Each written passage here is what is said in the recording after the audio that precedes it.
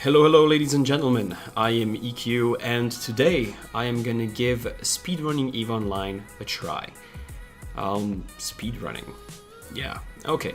So, a couple of weeks ago, one of our community members, Nobitardis, has created a speedrun EVE Online website.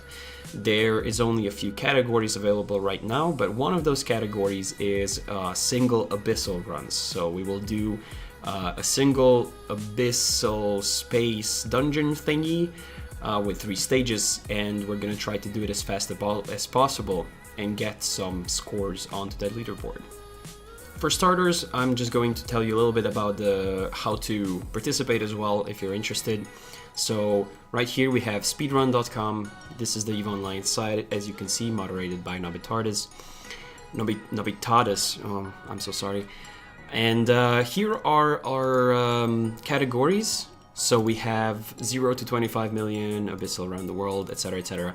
I encourage you to go through all of those categories and find one that suits you the most.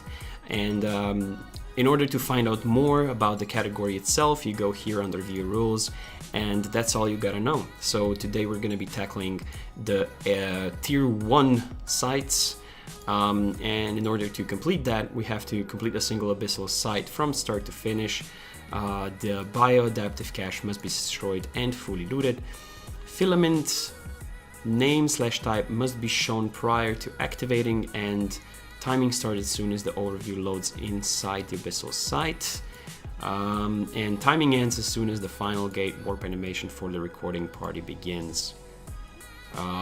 So that's about it. This particular part is if we had a fleet. So that's about it. That's the rules we gotta know. So once we're done recording, we're going to upload this video, and it's gonna get verified, and we're gonna get our score onto the leaderboard. Alright, so we are going to activate the Firestorm filament. So there was no particular specific decision made to go for the Firestorm filament. That was just the one I had available. That's the one I had lying around. And I have prepared for it just a little bit by adding a hardener there. So to quickly talk about the fitting that I have here, we're running 4 Arbalest launchers. We're running a NOS, which is completely useless, to be completely honest. We are running 2 adaptive invulnerability fields and 1 thermal invulnerability field, so a thermal shield resistance amplifier, I guess.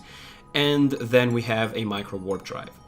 So usually I fly this ship with an afterburner. Usually I would do that. However, in this case, obviously, as I'm trying to get through it as fast as possible, I have opted to swap the afterburner for a micro warp drive, so we're a lot faster. One of the most important, or one of the bigger reasons why I went with the micro warp drive, is that I found myself losing a lot of time in abyssal sites trying to catch up to battleships and battlecruisers.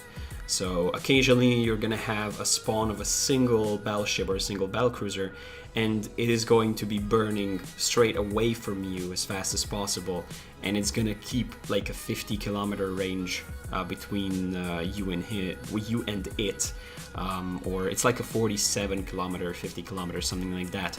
And obviously, since this ship has a 40 kilometers drone range, we want to get into that range as soon as possible to try to start destroying things.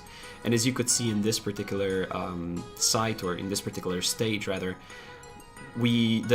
all of the ships have approached us. All of the ships started attacking us at close range, so we didn't really have to close the gap much. And I'm really happy with how this ended up. I managed to get the drones back into the drone bay, as you could see right there.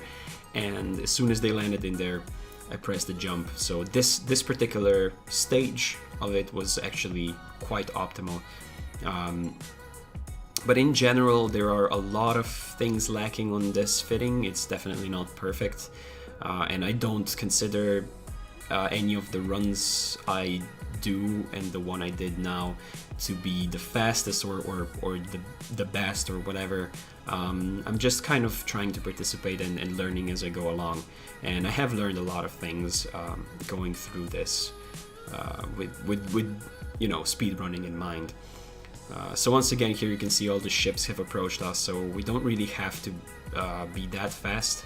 And this fitting is also not cap stable, so I have to manage and maintain my capacitor all the time, which is why I'm not running the entire tank.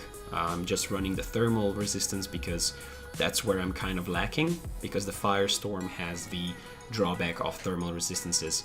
So I opted to add the thermal resistance amplifier so that I can kind of, you know, close that gap, or sort of catch up to the part that I was lacking. I am running a bit more tank here because I noticed that I was getting more damage, but honestly I was in no... I was not in trouble at all. I just kind of felt like I should probably have the tank running. At the same time, I also felt like I had enough capacitor to do that.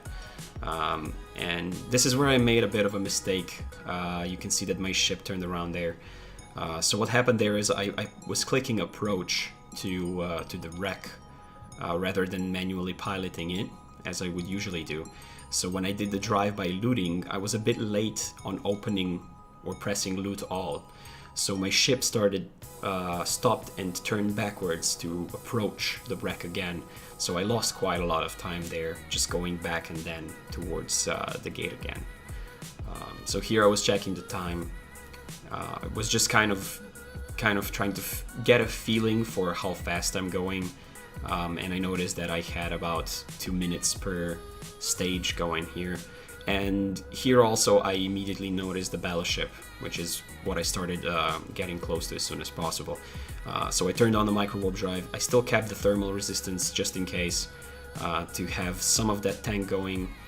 Here I started panicking a little bit, was getting quite a lot of damage, so I decided to turn off the micro warp drive. I was close enough, or I had enough speed rather, to catch up to that battleship.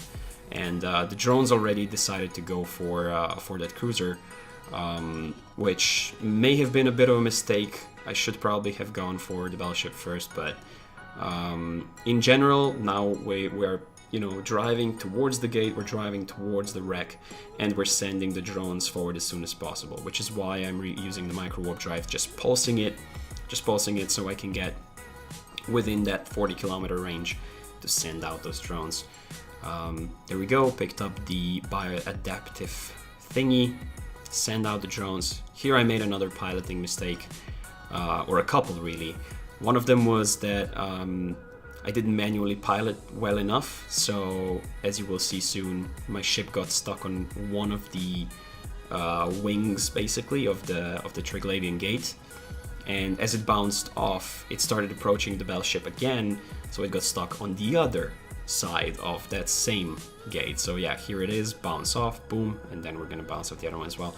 That was a bit of a mistake. The other mistake I also made, which you will see, is that I was waiting for the drones to come to me before jumping through.